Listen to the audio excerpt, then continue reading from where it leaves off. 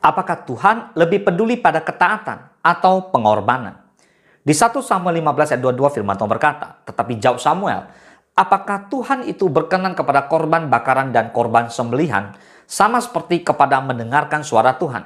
Sesungguhnya, mendengarkan lebih baik daripada korban sembelihan, memperhatikan lebih baik daripada lemak domba-domba jantan." Bapak Ibu semua, kita akan mulai dari sebuah pertanyaan yang mengusik iman. Banyak orang Kristen rajin berkorban, memberi persembahan, melayani tanpa lelah, berdoa panjang, bahkan rela kehilangan banyak hal demi Tuhan. Tapi apakah semua pengorbanan itu selalu berkenan di hadapan Tuhan? Atau justru Tuhan sedang mencari sesuatu yang lebih dalam dari sekedar pengorbanan lahiriah? Hari ini kita akan merenungkan satu pertanyaan penting.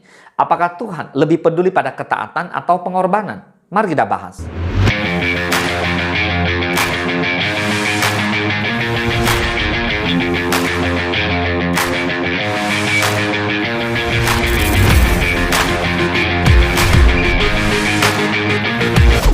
Kesalahan yang terjadi pada Raja Saul. Dalam 1 Samuel 15, Tuhan memberi perintah yang jelas dan sangat spesifik kepada Raja Saul. Mengalahkan orang Amalek dan menumpas semuanya tanpa menyisakan apapun. Namun Saul tidak taat sepenuhnya. Ia menyisakan Raja Agag. Ia menyimpan ternak terbaik.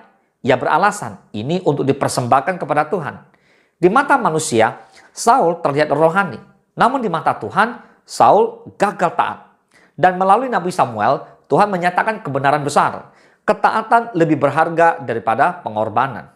Pertanyaannya, mengapa ketaatan lebih penting dari pengorbanan? Yang pertama, pengorbanan bisa dilakukan tanpa hati yang tunduk.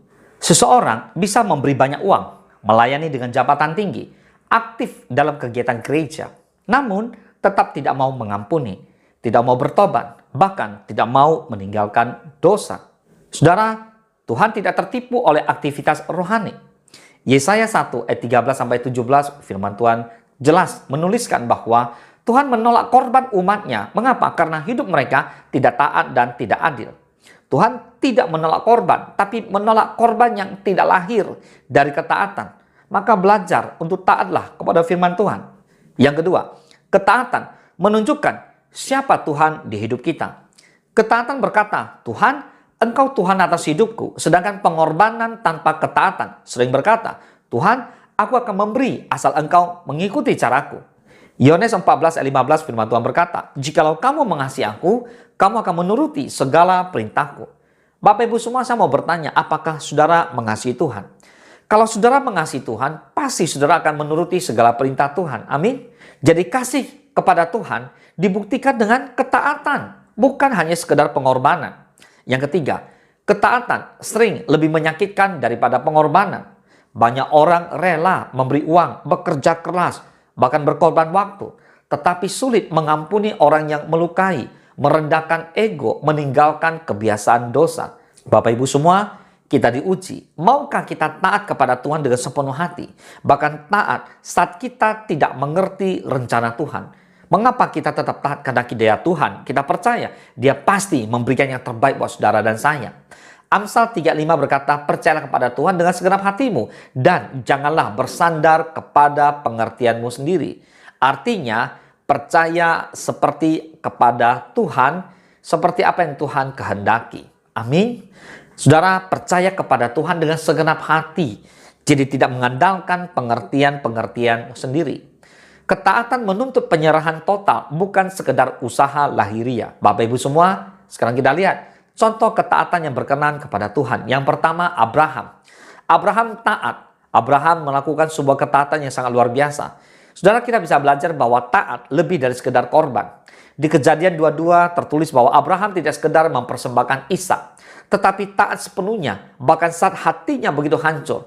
Dan karena ketaatan itulah Tuhan berkata, "Sekarang aku tahu bahwa engkau takut akan Allah." Yang kedua, Yesus Kristus. Apa yang Yesus lakukan? Yesus melakukan sebuah ketaatan yang luar biasa kepada Bapa di surga. Ketaatan yang menyelamatkan seluruh dunia. Bapak Ibu semua, Filipi 2:8 berkata, "Dan dalam keadaan sebagai manusia, Ia telah merendahkan dirinya dan taat sampai mati, bahkan sampai mati di kayu salib." Yesus bukan hanya sekedar berkorban. Yesus taat kepada kehendak Bapa meski harus menderita. Artinya keselamatan kita lahir dari ketaatan Kristus, bukan sekedar pengorbanan lahiriah. Nah, sekarang Bapak Ibu kita pelajari aplikasi praktis dalam kehidupan sehari-hari. Mari kita bertanya dengan jujur ya, apakah saya rajin beribadah tetapi sulit taat? Jawab sendiri. Apakah saya memberi persembahan tetapi masih hidup dalam dosa? Jawab sendiri. Apakah saya melayani Tuhan tapi menolak berubah? Jawab sendiri. Tuhan tidak mencari orang yang hebat berkorban, tetapi orang yang rendah hati dan mau taat. Mika 6:8 berkata, "Hai manusia, telah diberitahukan kepadamu apa yang baik, dan apakah yang dituntut Tuhan daripadamu, selain berlaku adil, mencintai kesetiaan, dan hidup dengan rendah hati di hadapan Allahmu." Amin. Ketaatan adalah korban yang sejati. Saudara, Tuhan tidak anti pengorbanan. Tuhan suka dengan pengorbanan daripada umatnya. Tetapi pengorbanan tanpa ketaatan kehilangan nilainya. Ketaatan adalah korban yang hidup, ibadah yang sejati, bukti kasih yang paling nyata kepada Tuhan. Makanya Roma 12 ayat pertama berkata, "Karena itu, saudara-saudara, demi kemurahan Allah, aku menasihatkan kamu supaya kamu mempersembahkan tubuhmu sebagai persembahan yang hidup, yang kudus, dan yang berkenan kepada Allah. Itu adalah ibadahmu yang sejati." Katakan amin. Saudara, ingat, Tuhan lebih peduli pada ketaatan, karena dari ketaatan lahirlah pengorbanan yang benar. Dan firman Tuhan hari ini menolong saudara bukan hanya menjadi orang Kristen yang aktif, tetapi menjadi murid Kristus yang taat dengan sepenuh hati. Boleh katakan amin. Tuhan Yesus memberkati.